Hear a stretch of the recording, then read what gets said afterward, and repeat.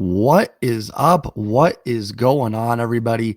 Welcome back and welcome in to the Seattle Mariners post-game recap. Crazy game last night that the Mariners managed to come back and defeat Cleveland 4-3. They get back over 500, improved to 35 and 34 on the season. I'm going to go ahead and break it all down for you. Before I go any further, do me a favor, hit that like button, subscribe if you are new or lurking, and don't forget to comment your thoughts on the team and the game down below. Again, my computer's having some stuff done to it, so I apologize. Different area here, and hopefully the video quality is still okay for everybody. And I do apologize again for having this up the next day. Just been working a lot, and these late games are just tough for me. They're not ending until 9:30, 9:45. By the time I do the video uploaded, it's like 11:30 sometimes before I'm done. And then, I like to check some of the comments and stuff like that. So figured it would be fine to just do it the next morning, let everybody stew and enjoy the victory and talk about it the next day. But yeah, I mean, this was a game that the Mariners have been losing, right? Everything going up to that ninth inning is exactly how they've been losing baseball games. They get 2 runs in the first, but leave some runners out there. They let a starting pitcher settle in and don't add any more runs. The starting pitcher is fine, not amazing, but fine, and just gives up those couple runs. You get a guy picked off. J.P. Crawford picked off second base in the bottom of the 5th. Then you get a wild pitch that scores a run for the opponent in the top half of the 6th.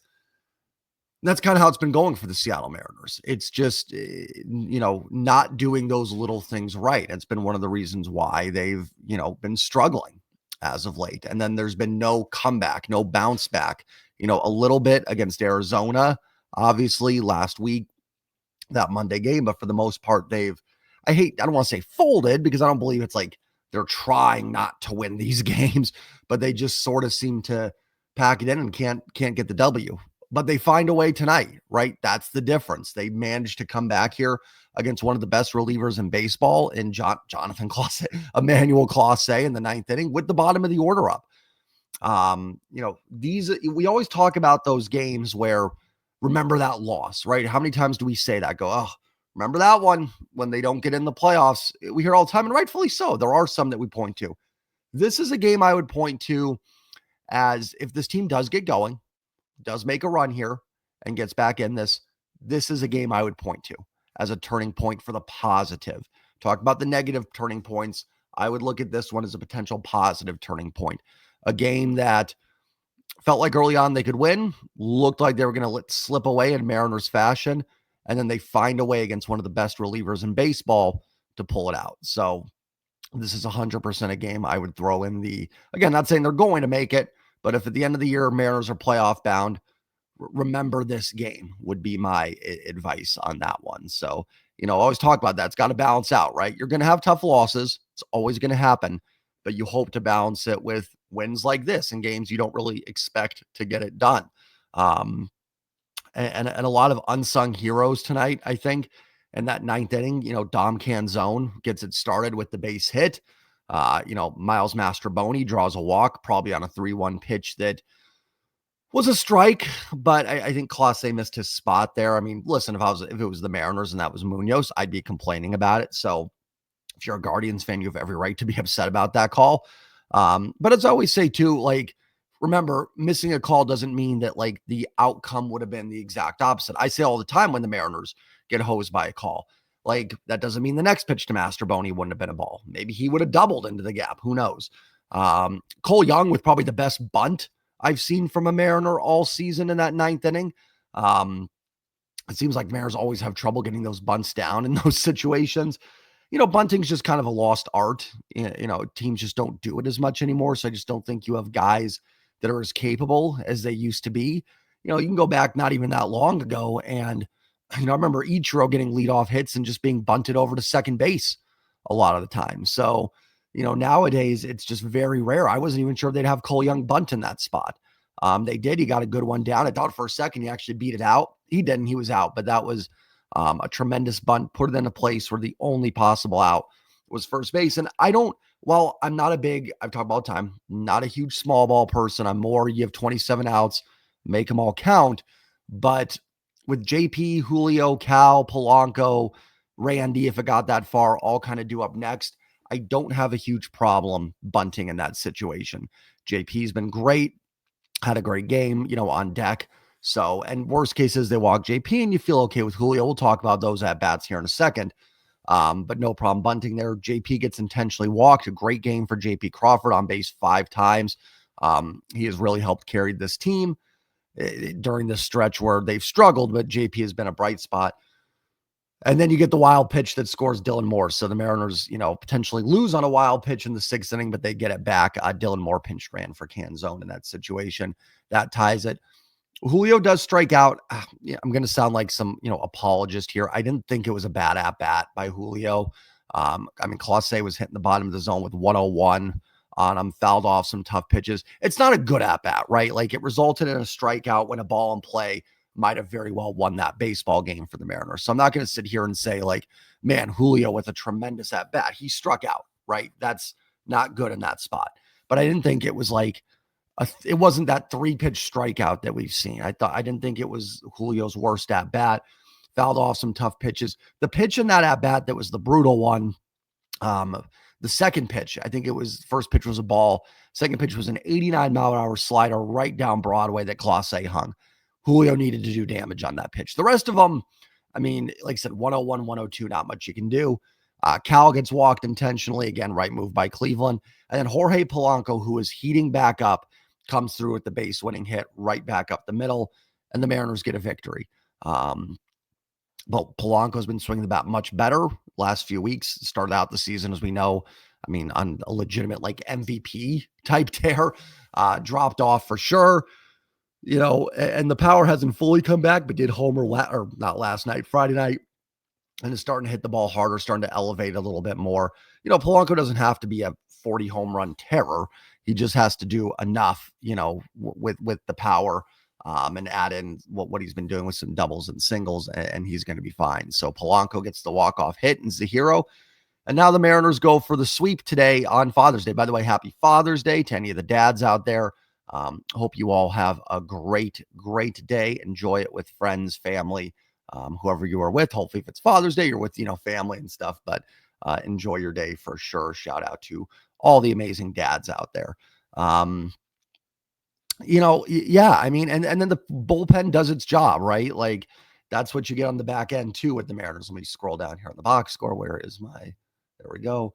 I didn't think George Kirby was great, but it's hard to complain. 5 innings, 2 earned runs, too many walks from Kirby, 3 walks. I think that's a career high for George Kirby.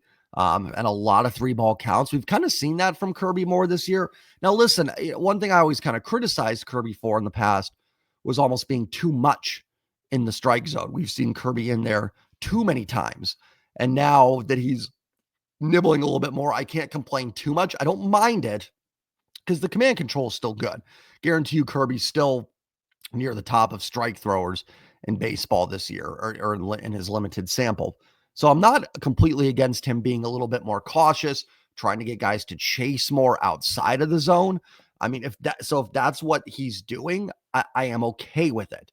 But if it's just a matter of his command control not being there, then it hasn't been great to start his return.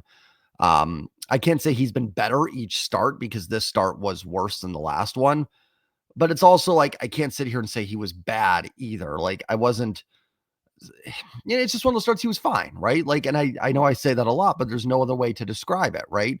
He wasn't amazing. He wasn't lights out dominant, but he held the Guardians to 2 runs over 5 innings. One of them was a Jose Ramirez home run.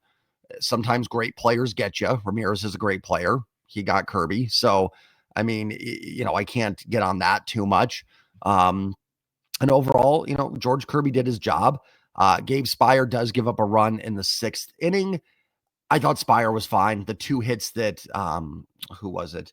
It was Nolan Jones and Shaman. I wanted to say Schumann. I think it's Shaman, the second baseman, or is he shortstop or second base? Second baseman went to shortstop later in the game.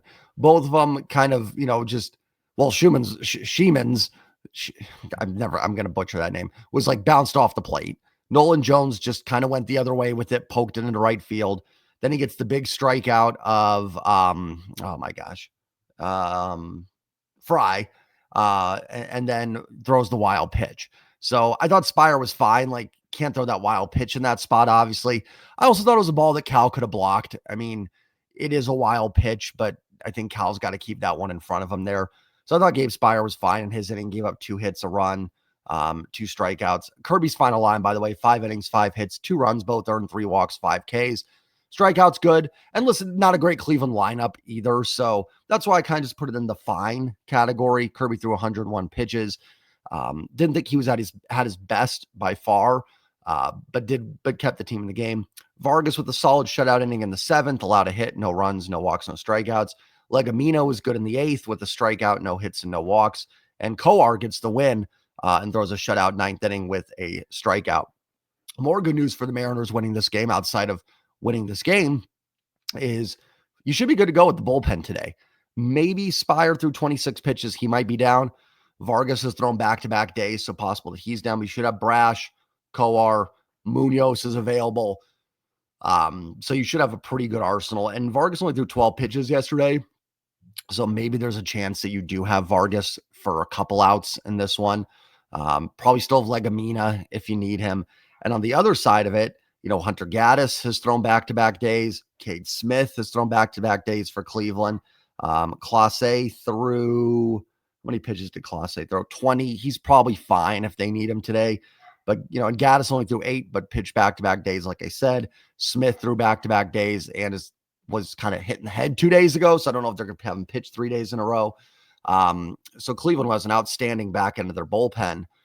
Could be a little light, on Sunday. So you always look for those little things that you can use to get an advantage, especially going into the last game of the series against a team that you're pretty evenly matched with. So I would expect a close game. And when you're in those situations, things like bullpen availability absolutely matter. It's funny. I kind of think the Guardians and Mariners are very, very similar teams. I think the Mariners have been a little bit better offensively. They've probably been pretty substantially better, actually, by my guess. And Cleveland's been a little bit better on the pitching end. Both teams kind of feel like they could go either way. If both were in the playoffs, I don't think anybody would be shocked. But if both missed, I don't think anybody would be shocked necessarily. Teams that have frustrations with front office and ownership level, stuff like that. So 2 teams I kind of view in a similar light a little bit there. Cleveland's obviously been in the dance more than the Mariners, but you know what I mean? I thought the team got off to a good start against Tanner Bybee. He went 5 innings, 4 hits, 2 runs, 2 earned, 3 walks, 3 Ks. First inning was really good. I will say they left some stuff out there in the first inning. I thought Rowdy Tellez had a tough game.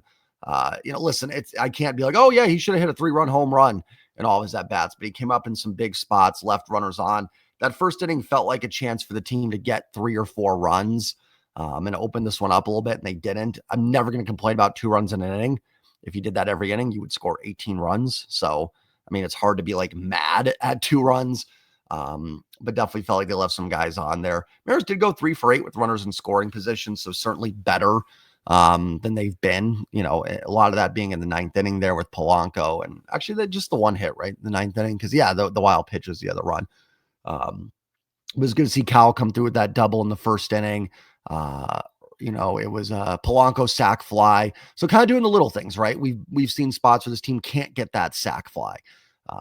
Can't score on that wild pitch. So can't get the bunt down. So they did a lot of little things right today.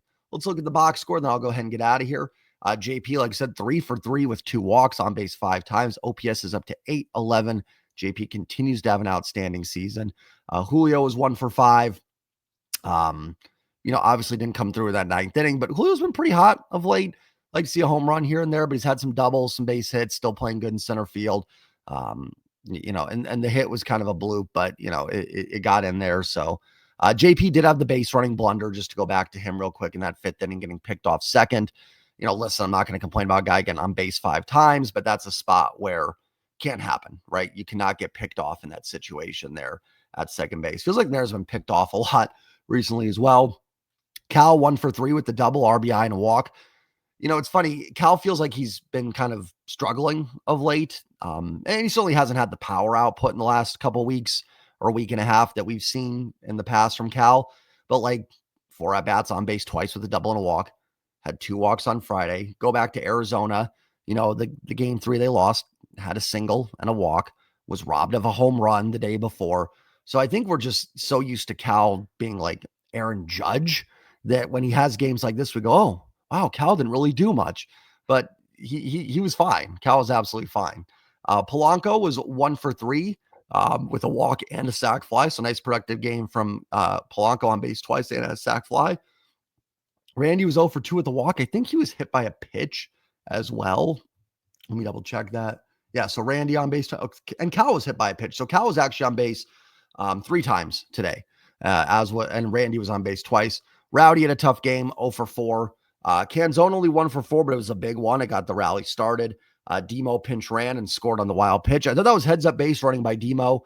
Stole second base as well that inning. So steals second base and scores on the wild pitch. So Demo, even though his bat has definitely been scuffling, providing value in other ways. And yeah, I didn't think that was an easy read on that wild pitch, but Demo got down the line in a hurry, was able to score on it. Ben Williamson was 0 for 3. Master Boney pinched hit and walked. Cole Young was 0 for 3, but did get down the bunt, which helped them win this ball game. So Mariners do collect 6 walks plus 2 hit by pitches, so 8 free passes and then 7 hits as well, and 4 runs. And the AL Central has kind of been a house of horrors outside of the White Sox in recent memory for the Mariners. Cleveland always seems to give the Mariners fits. Kansas City, we know going to Kansas City is a house of horrors. Minnesota, they beat Minnesota. I'll get to, I guess, my point here. Detroit, we know what Detroit's done to the Mariners. Minnesota, and the Mariners have now gone 4-1 against Minnesota and Cleveland over the last 5. So, and then 2-1 in Chicago this year. So the AL Central, not quite been the pest it's been in the past to the Mariners. One thing coming up, and Mariner Sir and I were talking about, he made a great point. Next couple weeks for the Mariners, you play a lot of wild card teams. Texas, Kansas City, I think Kansas City, Minnesota, Cleveland again today, Boston coming up here this next series. Mariners are like 4 back in the division. I think they're half back in the wild card right now. I'll be honest, I haven't checked the standings too much. When teams are scuffling, it's like you just need to win ball games and focus on you. I'll look at the standings. I mean, I look at the standings, but you guys, gals know what I mean, right? Like, talking about diving into. When the Mariners are locked in, I will look around. When they're not, it's kind of like, you just gotta, it's not going to matter if you don't win your games. That's the most important thing, number one. And I'm a firm believer, and I'd rather have my team win, another team win, and that's how you don't get in, than both lose. You know what I mean? So my point being, though, that, if you can get that wild card spot, move up there, have a good couple weeks here, be in a wild card position, maybe you're 3-4 back of Houston in second place, you at least have a chance where, you play Houston a couple more times. Let's just say 6, you go 4-2, maybe you're tied, maybe you're a game back, and you can make some things happen there. So, you don't have to get it all back right away. Certainly. You can't get buried. And that's what's important about the Mariners winning these couple games here, right? Dropping down to 500, or technically weren't they under? Yeah, then now they're a game over 500. For some reason in my head, they were 2 games over. Is that, not only did you lose, your 8 game over 500 record, essentially, but you can't dip too far down below 500, because then you're just chasing 500.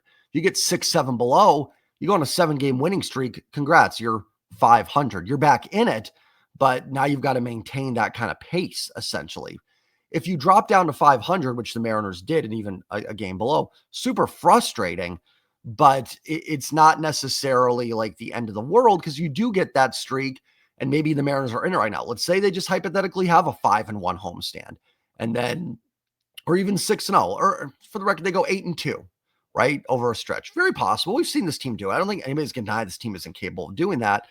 You're then 5 or 6 games over 500. You're probably in the mix. And I don't mean in the mix like 4 or 5 back. I mean like tied or something like that. So you just can't dip down too far. I'm not happy that they dip down to 500, but it's not some sort of insurmountable deficit that they can't potentially overcome. And hopefully this is the start of them overcoming it. One thing I've said over the years is this team is streaky. I was hoping that would kind of change. I don't know why I would hope for it. It's essentially the same team, same players. The players are very streaky. The offense has certainly been better this year than last year, but the pitching hasn't been as good. But, there is hope on the horizon for that too, right? I mean, if you want to look trade deadline, the Mariners have the pieces to make some additions, certainly. I think you're more likely to be able to trade prospects at the deadline than you are in the offseason. Listen, this isn't a Jerry defense, but when Jerry says it was hard to trade prospects in the offseason, I do agree with him. I think with the third wild card, you have more teams trying to compete and be in the race. So it's going to be harder to sell a team on here. Just take prospects. They're going to be 2-3 years away. There's a lot of pressure on teams to win now. And the teams that were willing to sell in the offseason, probably Miami, Colorado, and Chicago, really don't have much that you want. I mean, Luis Robert is interesting, but he was probably going to cost a ton. And then, on top of that, it would be like, he hasn't been great, and there's role players like, Austin Slater would have made some sense, but that's not going to move the needle too much. But at the deadline, when teams are truly out of it, you may be able to sell a little bit more, right? You can go to Baltimore is a good example. Baltimore wasn't going to sell in the offseason, but as we get close to the deadline, if they stay out of it, Ryan O'Hearn, Cedric Mullins, whoever you're interested in, Gregory Soto out of the bullpen, Arizona's red hot now. That would have been a nice team to have fall off. Eugenio Suarez, Pavin Smith. I don't know. I don't know what all the teams are going to be selling, but that's my point.